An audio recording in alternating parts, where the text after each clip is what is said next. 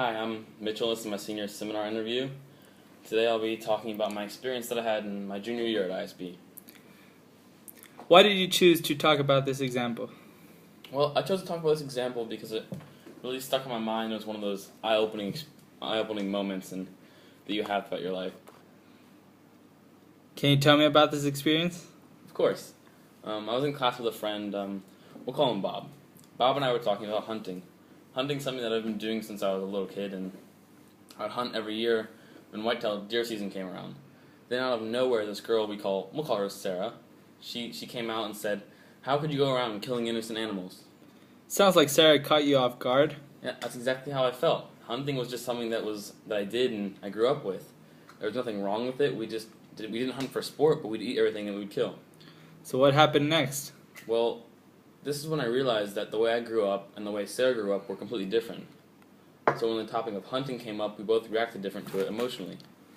So it seems like your emotion really affected the way you look at hunting. Are you going to talk about that way of knowing? Indeed I am. Actually, I want to discuss what happened in the situation through the use of two ways of knowing, those being emotion and perception. So for the people out there that don't know, I think it's best that we explain briefly what exactly what the way of knowing are. Ways of knowing are reason, perception, emotion, and language. They control and affect all the knowledge that we take in and create. Yeah, that's right. To look a bit deeper into what happened that day, I'll be focusing on emotion and perception. I'll use theory from both of these ways of knowing to help explain what exactly happened. So you probably would want next time you are talking about something for it not to be viewed negatively by someone else. Well, that's the idea. By looking at this example, I want to know to what extent can our previous experiences affect the way we emotionally react and perceive a certain situation. It seems like that is a knowledge issue, is it not? Yes, and the knowledge claim that I'm making is that our previous experiences dictate how we emotionally react to a certain situation, thus limiting us from having an objective point of view. Okay, so let's talk about what emotions are and how they work. So, emotion is a strong feeling derived from one's circumstances, mood, or relationships with others. So can your emotions affect how you respond to something? Yes, they can. If we're in a negative mood, we can respond more harshly or negative to an experience, though if we're in a positive mood, the person may not respond as harshly. So that sounds a lot like emotional coloring, is it not? Yes, exactly what it is in this situation. Her emotions affected how she responded to the situation. So did this happen in your situation that you were talking about before? Indeed I did. When the girl responded to what I was talking about her emotions affected the way she responded. Did she know anything about what you were talking about besides the fact that you were hunting? No, she didn't have any context of what we were talking about, but her perception of hunting is related to the negative emotion. So she had a physical response to what you were talking about?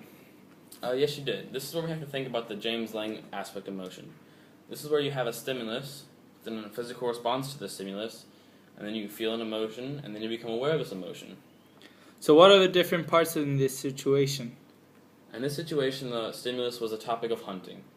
The physical response was to react and say something to me and my friend.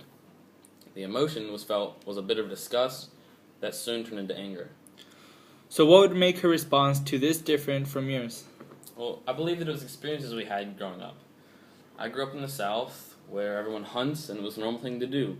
I'm assuming that she grew up in a place where no one hunts and it can be considered wrong if it's done for sport. So this is where our mental maps affect our perception of hunting. So I'm seeing hunting as a necessary, where she sees hunting as cruel and wrong. So, to state that more clearly, what would you say? Emotion is physical in nature, but our consciousness and our experiences can modify and moderate the responses that we have. So even though hunting is something that we've done since the beginning of time, she looks at it different than I do. So what is the other ways of knowing that you are going to talk about in reference to this topic? Well, we're talking about perception. Perception is the ability to see, hear, and become aware of something through your senses. How did her perception affect how she responded to the situation? Well, she probably assumed that we were hunting for sport. This would be her perception of hunting that we were talking about. She wasn't aware that we don't hunt for sport and we eat everything that we kill. This is also where her emotions affected her perception of the situations. Her emotions were strong in the situation and colored her perception. This sounds like the emotional coloring that you mentioned earlier. Yes, that's exactly what it is. It is easy to see in my situation that emotional coloring had an effect. So her perception can be altered by the context of the situation. Yes, I believe that it was, and can be in any situation. In particular to this situation, it was a type of hunting that we were doing. So is there anything else about her perception that could explain why she responded so negatively to hunting? Yes, there is. She also most likely had a biased perception, where she only really noticed hunters that hunt for sport and overlooks the ones that eat what they kill. So how can we avoid as people to not react the same way the girl did? Well, we all have natural reactions to things based on our previous life experiences.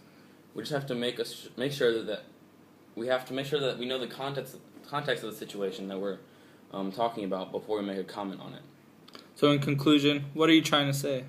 I'm saying that our previous experiences dictate how we emotionally react to a certain situation, thus limiting us from having an objective point of view. We can, however, try to keep an open mind and not let our mental map affect us too much. So in the future, we have to try and realize that there are multiple ways that things can be perceived. Even though you might not agree with the topic at hand, you have to try and not have a biased perception and look at all sides of situations. Thank you.